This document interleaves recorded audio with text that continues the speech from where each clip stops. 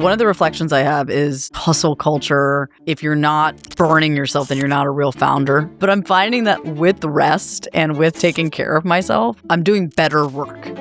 Actually taking care of yourself, actually seeing people gives me the spaciousness of mind to have the breakthrough idea that is worth way more than the 10 hours of just grinding. Right now, the U.S. population spent about $1 trillion last year buying property and casualty insurance. You're an insurance man. If you were to guess how much of it went to paying claims? 70%. Little high, 600 billion. So 60%. And very good, because it's usually somewhere between like 60 to 75%.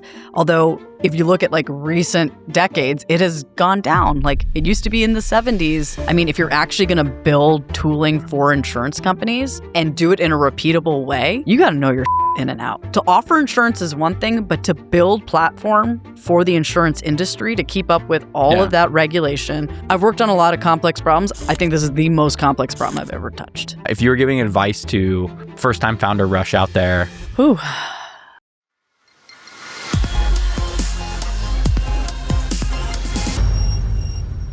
Rush, welcome to Not Another Podcast. Thank you for having me.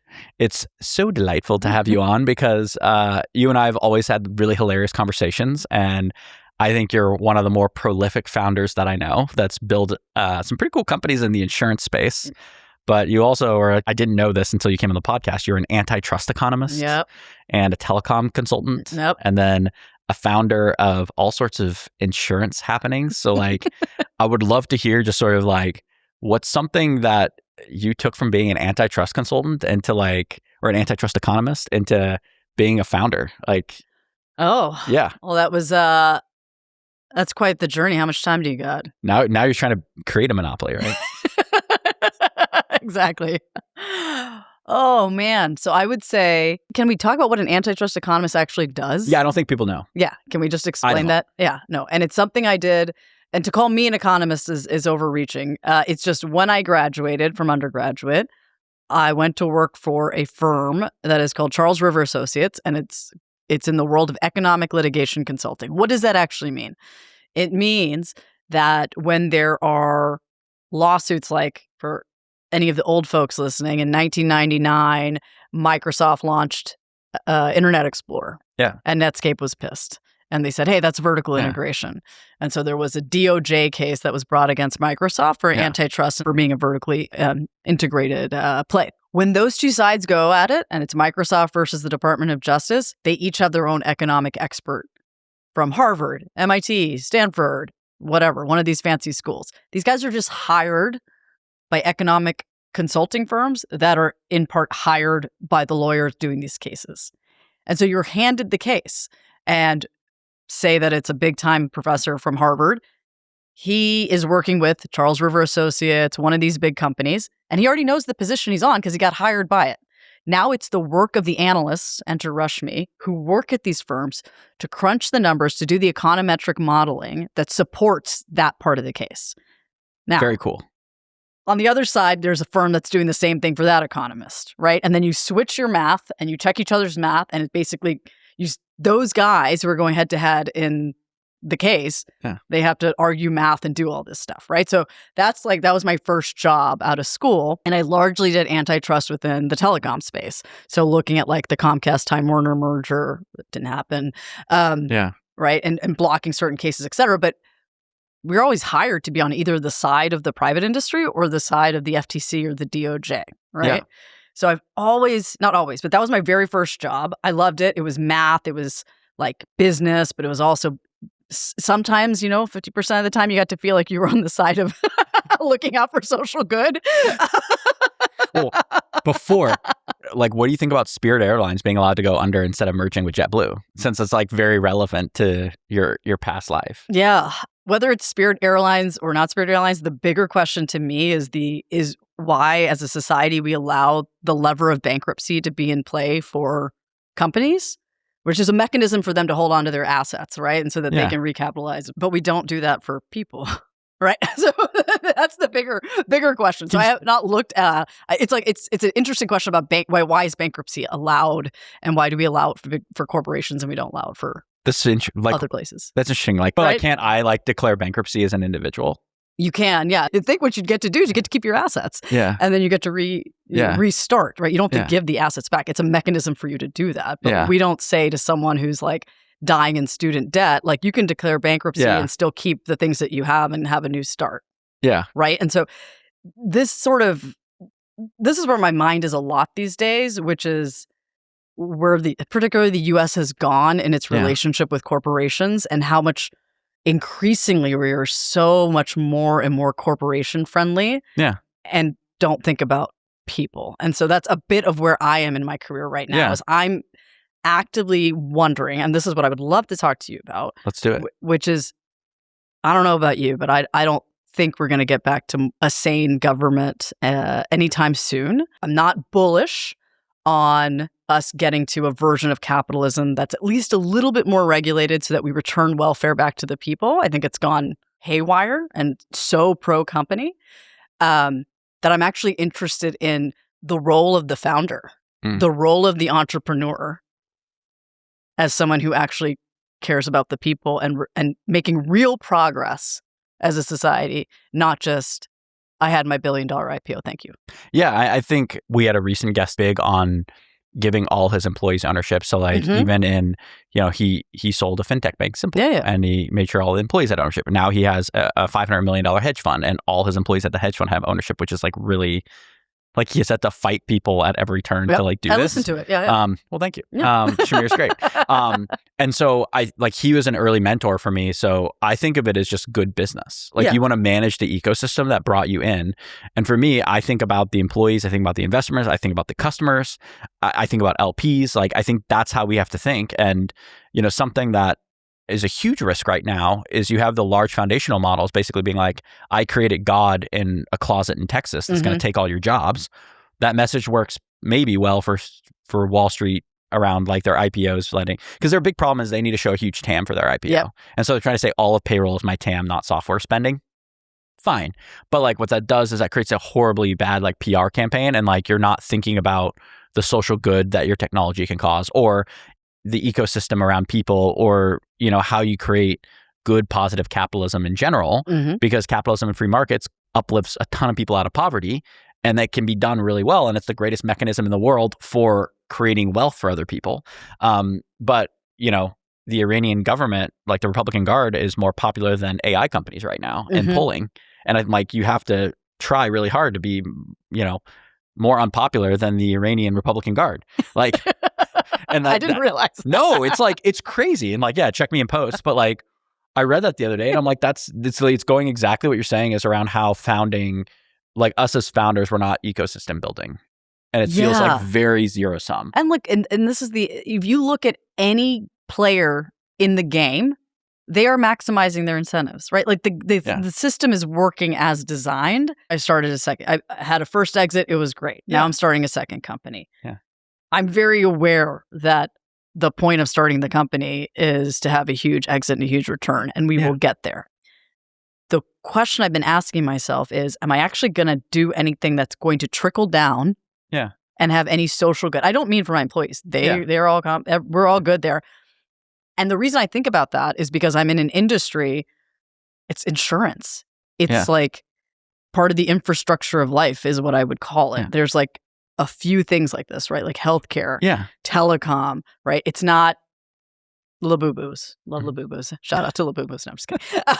Right? It's not something that's optional, right? Yeah. And in many cases, it's a product that's legally required in order to operate, whether that's at a personal level so you can drive a car so you can go to work, or whether that's a business level so you can employ people and you need to have workers' compensation, right? But insurance might be hated more than AI. So like that's the crazy thing about the industry. So the consumer hates it, right? But the reason they hate it, it's annoying. It also is like such a hassle to get your claim paid, right? Because as an industry, of course they don't want to pay claims, right? But when I'm in here as an entrepreneur and I'm doing something, I am thinking about not only the economic outcome for my company, I'm like, is any of this ever going to make a difference in either premiums going down or rate claims being paid out at a higher rate? Right? Like right now, the U.S. population spent about $1 trillion last year buying property and casualty insurance.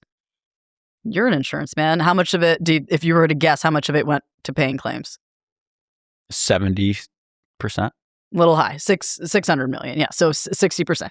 And very good, because it's usually somewhere between like 60 to 75%.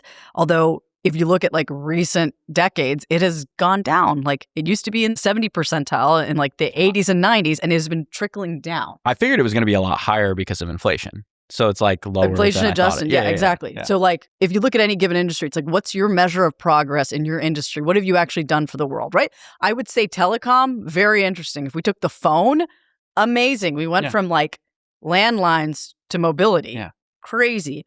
If I was to look at television, right? And that was part of the FCC saying, hey, we don't have to have the Fairness Act anymore. Everyone can have as many channels as you want. And if I looked at the social good of what television and media has done, I think it's splintered us more than it's brought us together.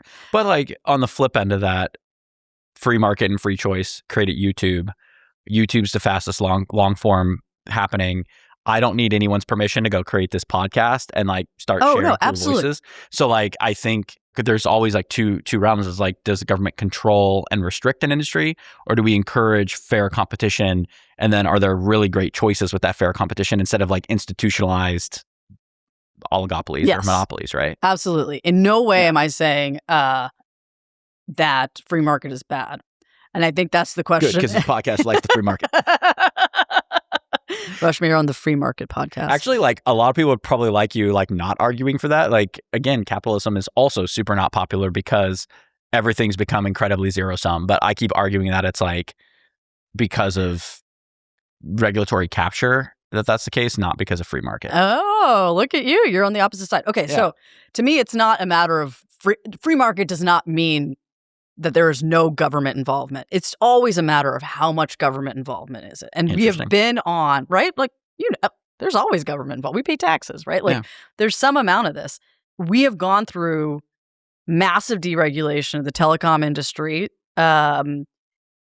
starting in, I mean, the big one was 1996. We've also done the same thing with finance, right? Yeah. What was it? Glass-Steagall was the law they passed where they said commercial and there was multiple things. There was that, but then there was also the Interstate Banking Act, which allowed banks to consolidate. There's a bunch of stuff that has been since deregulated. Right. Yeah, I don't know that insurance has gone through that, and so that's not my pointer. But maybe reinsurance, like the reinsurance market has like changed a lot in insurance. So like maybe that's a way. Like I don't know, like to argue your point for you. But here's my question, right? You brought up YouTube as the example within telecom, right? Yeah. And the fact that like the democratization, within media, the democratization of the access to actually say something, right? You have a podcast, et cetera. I just look at the state of that industry overall. This would be my question. Overall, has it been good or has it been bad? It's not an easy question. I think it's been really good. To me, it's really easy. I think it's been good because there's been a lot of the ability to disrupt to come in, right? So like Netflix with a delivery model and their innovation largely around like data warehouses and stuff like that has allowed streaming to happen. Streaming's completely disrupted legacy media. Like we used to have to, like if you and I wanted to go make a movie, like we used to have to go pitch a very small group of people, get our script pitched, millions of dollars go into it. And now like, okay, Netflix or Amazon can fund it, which is still a small group of people doing it. But like what we're going to be very soon is that like you're going to have like AI movie studios where like you or I could create like a cool sci-fi movie and in theory launch it. And if it's just fucking good, people will adopt it and love it, right? And like that's what I love about YouTube is like, there's like definitely things that are like fucked up with like content and the internet and all of that.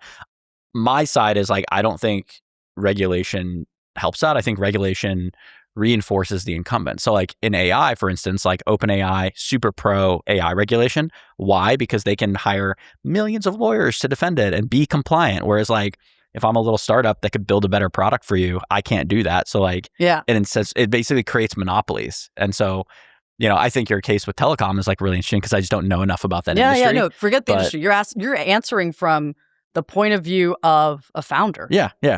I'm asking you just as a citizen, when you look around and do you think, so this is what I think to put it, to illustrate it, right? I think that once we started having the proliferation of cable television and we started having all of these different channels, And you no longer had to uphold what's called the Fairness Act, which was if you were going to report on the news, you had to report both sides. That got stripped away. Now we're sitting in a hyper version of that, and that's what echo chambers are, right? Which is anyone can talk, and you can adopt and be just in that little chamber and just listen to that person, right? And so when I look societally, I'm like, it's unclear to me. Forget about being a entrepreneur and having more and more space to create. Just think about society, think about the average Joe. Unclear to me that had the fairness doctrine still been there in telecom, and we still only had 3 channels, and they were regulated and they had to tell both sides of the story, would that lead to a more cohesive society than what has happened through the fractioning of everyone being able to tell any story? And even if you were on major airways, doesn't matter what you say. So my flip end to that is the UK and the BBC. Okay. BBC, great reporting, think pretty fair. Like when I'm traveling the world, like it's right down the middle. It kind of reminds me of how like news used to be. Super fragmented society. Like they still have huge issues. And so I think freedom of choice and maximizing choice and having the free market give you the best opportunities for what people want to look at is not the problem. It's not regulating that. It's actually like making sure that there's effective reasoning and high education levels across a population. And I think like where the system's broken down is our education levels keep going like worse and worse and worse and worse. And I think some of that is like social media and now AI is like, I don't think it's making people smarter. I think it's making people lazier. I also just think that like the education that we're able to provide per person is like not, like we don't have a hugely educated population that can like effectively challenge things. Yeah. At any level. I know. Right. And it like used to be like we could come debate a couple points and you could hear it and it's Socratic or like you read the classics or like I think that's the core issue. It's not like to be at flip of the other end, it's like what you're saying is nice, but like I also don't want to give the power to somebody that's like unelected or elected to be like, these are the 2 points that you have to show on any movement. Like that to me feels like really myopic too. So like, like they were able to control like the Kennedy assassination narrative back in the 60s, right? Because they controlled both sides and like no, anyone that wasn't a side is a conspiracy theorist. And like that turned out to be true. Like even the other sides of Vietnam turned out to be like not true. So like to me, that's not a solution. I think the solution where we probably can meet in the middle is like, I think there should be a lot more investment in education to get so everyone can make sense of the world and critical thinking. Because critical thinking, maxing critical thinking is please don't get me wrong. I'm not saying highly regulated society. I'm also not, I think no way does a purely free market work for anyone. No. This is the reason why. That's why I like debating you. But like, because we have proven now, look, what did we say? We dropped the capital gains tax, right, during the Reagan era. And so what does it mean? That means the incremental return on capital is always higher than the incremental return on labor. And so whoever has money right now is always at a head start. It's not not true competition. Like concede me on that. It is not true competition. We do not live in a truly capitalistic society right now. And I think that that's like actually a huge issue. But I drive my wife crazy about this because I'm like, I want to hear it. Like I'm married to a libertarian, so let's go. I'm an economist, and like I want to like get more into your founding story and all this stuff. But like to me, one of the best things is like everyone should have the equal right to pursue happiness. And I think like what you're talking about is like the inequality of a corporation being able to like no one thinks a corporation should be a human that I talk to like on any side of political spectrums. Right. And so like that is weird. Yeah. And then the other end of this whole thing is like, I think, I don't know, like everyone should have the equal right to pursue happiness. And like, I don't think like we're in that day to day. And I think specifically in what we do with tech, like, I think there's huge problems that are coming out of a lot of like what's being built right now, because it's like, hey, we're going to automate all your jobs. Like, it's like less like, again, not pursuing people's happiness. Whereas like instead could be like, hey, we have this supercomputer in your pocket that can help you create the next Star Wars. Like, isn't that cool? Like, let's give you the freedom to do that. Right. You know what? That's why I brought up like media. It depends on the industry. So I'm going to ask you this because you are also an InsurTech founder, right? Yeah. What do we do about the following as a society? Like, imagine that you got invited to sit down with some regulator of insurance, and they were like, "Hey, Bren, you built a successful company in insurance. Like, how should I think about the following? Of all the premiums that get collected, right, about 60% of them actually go towards claims, and maybe 63, 65.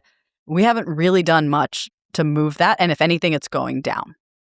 Yep. Right? As a society, shouldn't we want to see like that trending up? Like the industry is getting more and more efficient or offering more and more coverage for the same amount. If I was the CEO of the US, I'm like, guys, I want to see that number grow. What are you doing? You're not getting more efficient? Yeah. The extra $400 billion, where is it going? Like, it should be shrinking with tech and all these other things, right, guys? Yeah. You meet me there at least? I think the outcome, I definitely meet you there on the outcome. For me, I would enforce transparency. You're saying how to solve it? No, yeah. For me, the metric I would focus on is not efficiency, but transparency across all financial services. So like when we were building banking, I think a lot of banking is confusing, and confusion makes people not make great financial choices. Yeah. And like example, like you didn't sign up for an overdraft fee, and then all of a sudden like, thing hits your account the day before your paycheck hits, and then you get charged $70 and you're like, what the fuck? Yeah. Like that's not transparent. Yeah. Like that's bad. And I think the insurance industry is plagued with this lack of transparency where you're paying your car insurance or you're paying your home insurance and you're like, what does this even cover? Or like, oh, I'm safe. And then like the Palisades fire happened. It's like, actually, you weren't an insurance lawyer, so you didn't know that like the siding on your house was actually not covered. And then that's what caused the fire. So sorry. Like that's the problem in the insurance industry today is like total lack of transparency. And then I think like, yes, they have to be profitable. Yes, they have to be more efficient and all of that. But I think I would choose more of a KPI that is like less bureaucracy, more transparency, which I think digitization actually does really well. And that's like why I was really excited to have you on the podcast, because I think if you're able to digitize a lot of the stuff that you're highlighting as a problem, like, like companies can be more profitable, like premiums will come down, like you'll get more coverage for less. But like end of the day, like you have more transparency, right? Yeah. But it's an interesting question of like, ooh, you know what policy coverage looks like. It's like you get coverage if this, if that. Like the products get so complex, there's no way to explain it.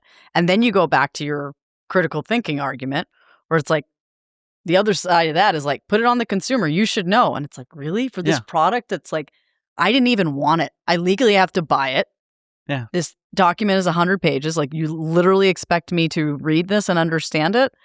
So I don't know where that is, right? Why did you start? Like I was asked this of a repeat founder. So like you had a really great exit with CoverWallet. For those you don't know, it's a prolific insurtech. Yep. It's like one of the like huge insurtechs that had a great exit. Like what caused you to go back into insurance and found again? Like why found again if you did great on the first one? Oh, thank you. It's a lot. It's also like a lot of. It's painful to found another company. Like why? Yeah. Okay, so the truth is I wanted to know if I could be the CEO, if I could hold the top seat. So when I started CoverWallet, that was with a friend of mine named Inaki Berenguer. He had already started 2 companies. He said, hey, let's quit your job. Let's go. Let's start a 3rd one. And I was like, hell yeah, let's go. Also, was not interested in insurance at the time. We actually did it McKinsey style, for lack of a better word. We're like, we're going to start a company. Let's like actually matrix out which are the industries that might be interesting to start a company and where there might be opportunity. And the 3 were at the time in 2015. It was like, look, probably small business insurance should go online because as goes personal, so does small business, or vice versa. They always tend to go together. And at the time, more and more personal insurance was going online. The other one was, I think, minoxidil or one of the hair whatever products was going generic. And we were like, oh, we could start a direct to home business around that. Yeah. Several companies have done very well with that idea, Hims and Hers, etc. And then there was something in trade finance. I don't even remember what the idea was. You should go find it. Give it to the audience and give Rush a couple points. She'll give you the idea. We like settled on small business insurance. We're like, let's take it online. I did not go into that thinking I was going to be in insurance. But then once I was in it, I was like, this is fascinating. Like, it is so crazy. It is such a big puzzle. Yeah. It is so both highly inefficient and extremely complex. So you can't really sometimes you're like, can I complain about the inefficiency? As an econ background, I love the data richness and the numbers and like actuaries and like what they can predict in insurance and how they've been able to predict it for so long. To me, like they can predict when you die. Yeah. Like on a large scale, they can like predict all sorts of things that I think a lot of the average consumer like doesn't understand. Yeah. And like I think that is so freaking cool, you know? Yeah, no, it is cool. And then my experience at CoverWallet was, yes, we had a successful exit, but I was never in the top seat. I never felt all the heat that my co-founder, Inaki, if you're listening, shout out, man. You did a great job. And I just felt like on my personal journey, for lack of a better word, I was like, can I do that? Like, I get a lot of kudos and a lot of like, hey, good job with CoverWallet. I never felt like I really earned it in some way. So like we're getting into like psychosis problems, right? It's like, could I do it the next, because there was so much that Inaki shouldered that I didn't have to. How do you feel like you're holding in the seat of the CEO? Like what's different for you than like co-founder seat? Oh, for the other co-founders out there, the other rushes that are like, and it depends how you're set up, but definitely like, look, I'll give you a story from CoverWallet. At one point, I like was so upset with something at the company that I was like talking to the board or was talking to one of our investors and an immature founder, but that's what I was at the time. And I was like, well, I really disagree with Inaki on this. And they're like, well, he's the horse we bet on, right? Like it's not equal. Like he was the 2-time founder. He's the one we bet on, right? And so like to some extent, I'm not saying that like it depends on what it was. And it was something minor, and his judgment was the one that they trusted. I think I really appreciate what that means. Now, there's just a flip side of that. It's not all, hey, I get to do whatever I want. No. It's also, you're the horse, man. Like, if I was to leave CoverWallet, it still would have went on. It still would have been fine, right? Like, he couldn't leave. Yeah. I think that's the ultimate thing. Like, you can, like, whatever. You can always leave and be like, I give up, right? But, like, they're betting on you. And, like, that's very clear for me right now, which is, doesn't matter if it's CEO, not CEO. Yeah. Like, the bet is on you to deliver and for you to get the team together and to make it work. Does that make sense? Totally makes sense. Yeah, you're the horse. Yeah. Right? So you're just like, look, if no one's left standing, like I'm the one doing everything. Right? Yeah. It's on me. Yeah. Having the flip side of that, which is can you make the right calls? Can you work under pressure with all of that pressure, et cetera? So there was a big part of me that wanted to try that. The other part of it was, and if I can be completely honest, took a year off after CoverWallet. And within like 4 months, even though we had, CoverWallet was sold in January 2020. Thank God. Perfect timing. Oh my God. For those who don't know, the venture market completely collapsed during this little thing called COVID. Yeah, that would not have gone through 3 months later. And life is funny. Well, it was also just like they wanted to close it on the fiscal start of the year for the acquirer. I'm like, yeah, most people have a fiscal start of the year on January, but a lot of people do it in April. I was like, God damn, if it had been in April of 2020, it would not have happened. The world was falling apart. It's crazy. It wouldn't have happened. Also, I don't know that we would have survived COVID as a startup, given everything that happened in insurance during COVID. Like people didn't have to pay premiums because they suspended everything, right? Also, all the reinsurance capital just was like frozen because they were like, we don't know where to put it. Yeah, it was I don't know that we would have survived it. Took a year off. Within 4 months, I was like already like, what am I going to do? What am I going to do? Like this energy of like, I wasn't able to sit still. Like I was trying to write a book at one point. My friends would call and be like, hey, can you be an advisor? And I'm like, okay. And like, I felt like I was taking their companies more seriously than they were taking their companies, you know? Like, I was like so eager to be doing something. A friend of mine approached me and said, hey, do you want to do something? I just really wanted to do something. I would look back now and say, in hindsight, I think there was you get significance, right? Like you feel like you're somebody when you're out there in the world and you're connected and you're doing something. Or at least like I had gone through CoverWallet being a big success and people treat you differently and it's nice. And there's like a party that probably wants to repeat that, you know? So I wouldn't say that it was this part. Yes, can I do it? Can I be a CEO? And there was a part of like, I couldn't sit still. And then if I was to unpack, I couldn't sit still. I think there's a part of you that just wants to feel like you matter. Is that too much? No, too much for the podcast? I think that's like perfect. I mean, everybody has different reasons. Look, the pain of starting any company at any founder level is immense. And I think we all like sort of fall into founding the first time. The second time, the other times of doing it, like, I think we all have really different motivations for why we do it. Yeah. You know? And like, for me, for better or worse, is like, helps me learn. And it's sort of like the best thing I can like equate it to is just like you're in a playoff game and you're like, who cares if you win or lose, but it's like you're in there playing the game and it's like fucking fun, right? That's and the like thing. that's the You're shit in I'm the on. game. You're in the arena. Yeah. And like that's the thing I have a lot of fun with, and I come away from it like meeting people like you, having like this is why I did this podcast. It's like having these conversations. Like that's what I'm about. And like like if we get fucking lucky, we like cash out, and like that's epic. And I think we also like to go back to like our not free market conversation or whatever. We live in a time for the first time in 1,000 years that like it doesn't matter who I was born to. It doesn't matter like if I'm a king or not or whatever. Like we can create something and like leave our mark on the world and like better humanity. Like you're trying to make things better for people in your industry, and like as am I, and like I'm trying to like leave my mark and do my thing. And I think that that's special. Whereas like for thousands and thousands of years, like we didn't have that opportunity as humans. And I think like AI accelerates that in a positive way. It also could have a bunch of negative impacts too. So like, like that's also the thing we love to talk about in here. Yeah. So. All right. What's your, what do you think is going to happen with AI? Or you want me to answer first? No. I'm more like, I'm more curious, like, I don't know, you've raised millions and millions and millions for insurance companies and created probably like, I don't know, millions of EV for insurance companies. So like you're one of the more prolific insurance founders that I know. We all don't know what the fuck insurance is. And like people are like, it doesn't cover when that fire happens in LA. Like I'm in Florida. Like I can't get insurance. It's super effing expensive. Like I'm getting ripped off. What are your 3 points of advice you give like anybody that's like an average person in considering insurance, like car insurance, home insurance, like bottom line it? Like what are things you look for when you're doing your stuff? And this is the sad part. I don't really know that much about particular coverages. But you probably know who to call, right? That's the point, right?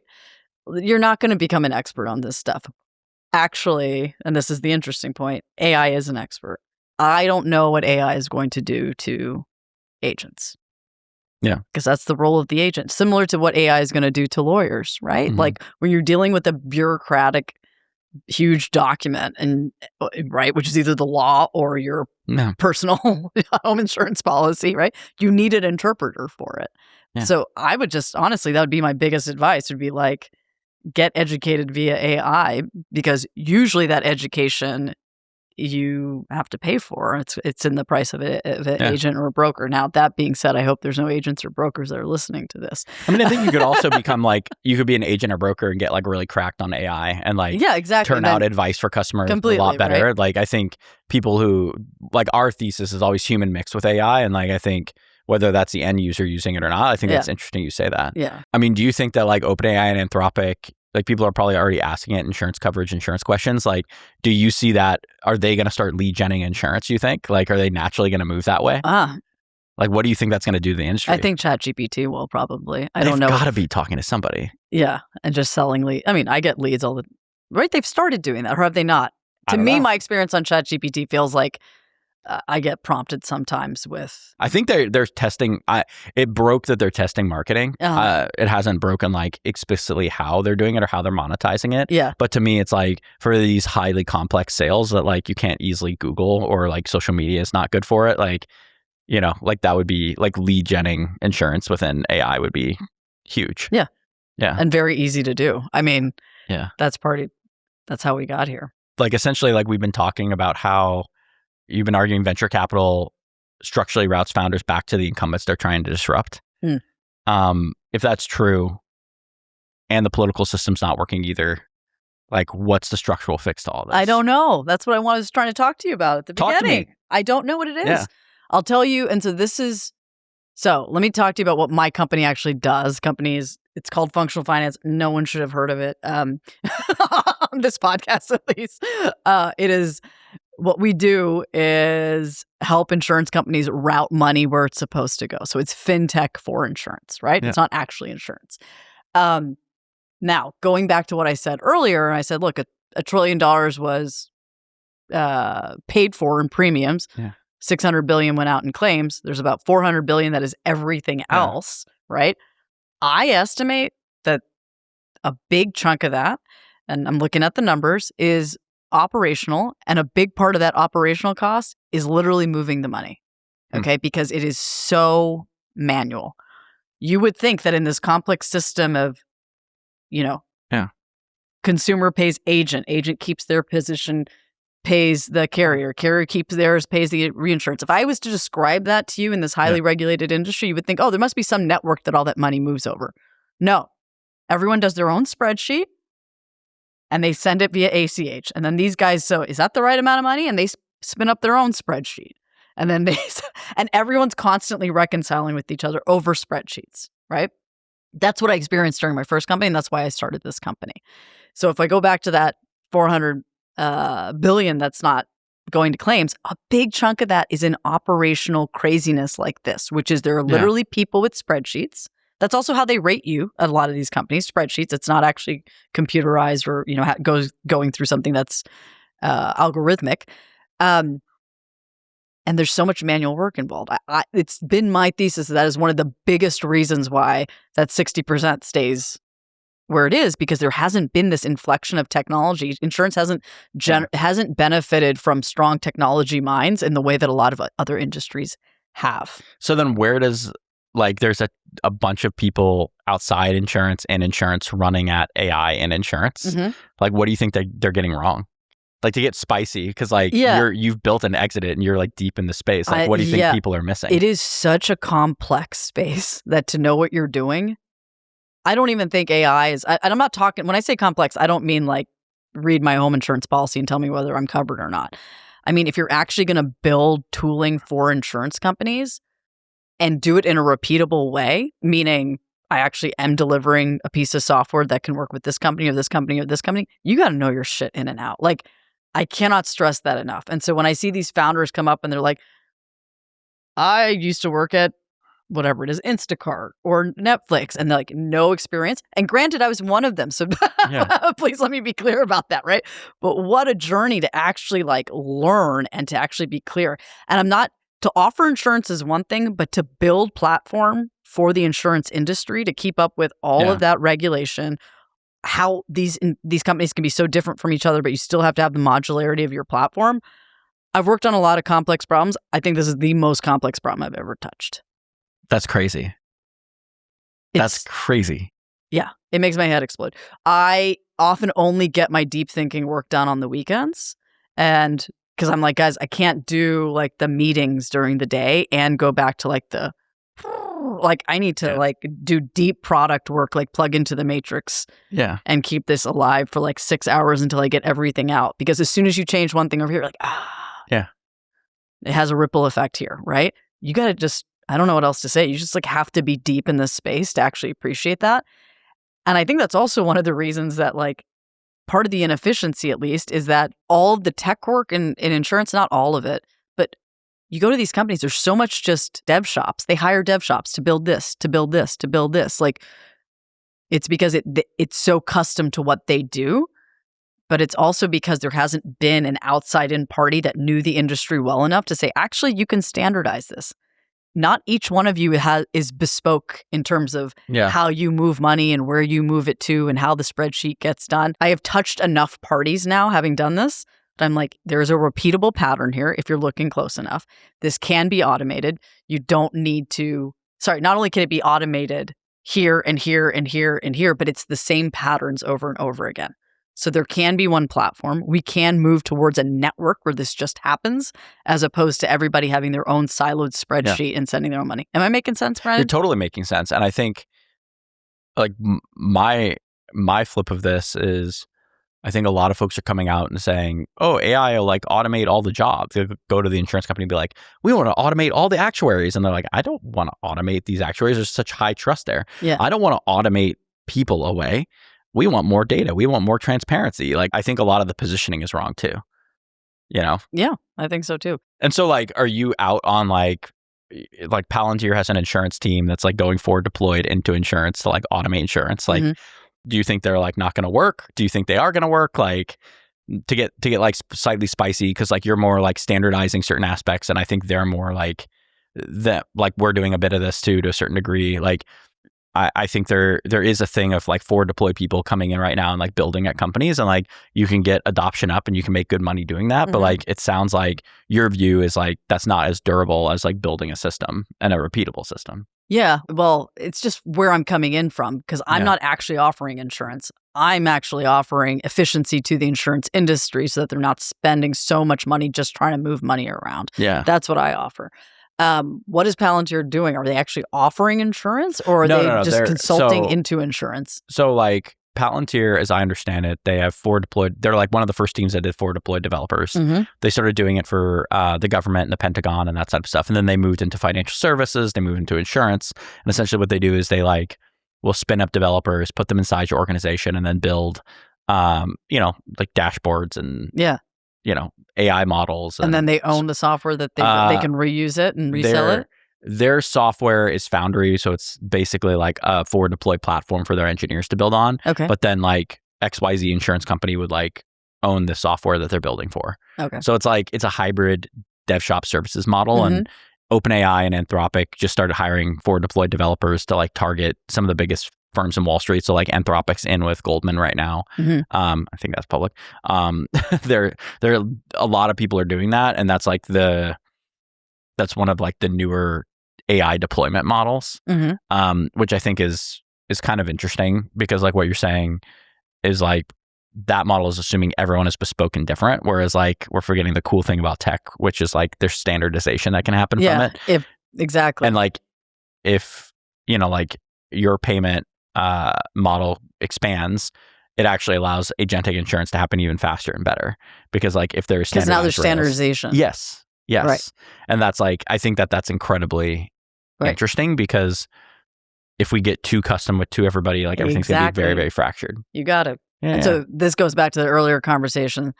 It's just to some extent, like a network would be better for everyone because it would be more efficient. But, a founder is never fully incentivized to take on the world of a network, right? Like, I don't mean the social network or Facebook, right? But like, if you're like, whoa, I'm sitting in this industry and like all these different companies within this industry are trying to talk to each other, but they're all duplicating the work.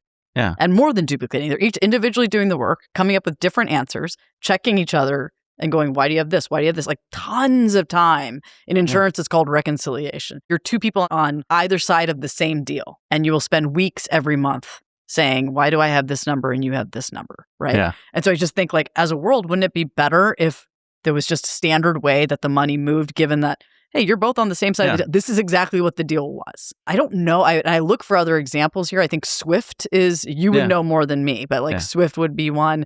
I think after the financial crisis, there was something called ICE, not that ICE, but it stood for something exchange. Like they started putting in infrastructure so that TransferWise is like basically like matched currencies between places and then started building a network of cross-border payments. And it's like like they're an incredibly successful company that I think is really cool. Yeah. And now a lot of like Robinhood just allowed AI agents on Robinhood today. Yep. So like I think when you start building a network or building a rail, like Robinhood in a way is digitized like brokerage exchanges for retail investors. So like now you can put agents over that. Now it remains to be seen like what am I going to do with my Robinhood AI agents? Yeah. But like I think for your case specifically, it's like you could start having headless agents or agents going and building within insurance that can move money, which is pretty cool. Yeah.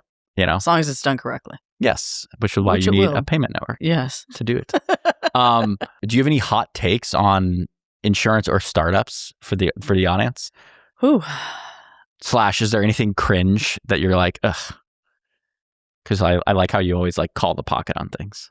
I think one of the reflections I have is, I mean, you've probably talked about this, right? Like hustle culture, and like if you're not burning yourself, then you're not a real founder, right? Burning whatever the midnight oil, whatever the expression is. I would just say that maybe it's age. And maybe my investors don't like this about me versus CoverWallet me or CoverWallet I. But I'm finding that like with rest and with taking care of myself, I'm doing better work. Yeah. And I didn't do that before. I just said, hey, every incremental hour is an hour I could be working. And I'm appreciating more and more that like actually being well rested, actually taking care of yourself, actually seeing people gives me the spaciousness of mind to have the breakthrough idea that is worth way more than the 10 hours of just grinding. Yeah. And I didn't have that mindset during the first one. Same. Yeah.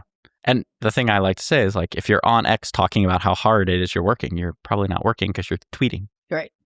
And so like for me, I started working out. I sleep like 7 to 8 hours a night now. And then that made me stop drinking. So I haven't drank in a couple years. And then I realized I was doing better and better work, more and more rested. And my biological age now is 10 years younger than my actual age. Nice job. Yeah, just got like the Good doctors job, checked on that. So like, and I'm not like a longevity person. Yeah. Like I want to die at the right time. Like I want to die at the right time. yeah, like I'm trying. Parentheses at the right time. At the right time. Because who knows? Like, you know, there's something there. But like, I found that it does my best work. So like what you're saying like really resonates to me. I'm just experiencing like what I would say like quantum leaps. I'm like, oh, then I have the brilliant idea. Yeah. But I used to equate it of like butts and seats, grind until it's done, right? Yeah. And now I actually have like this, and I have the self-trust. I think that's the biggest thing is I have self-trust.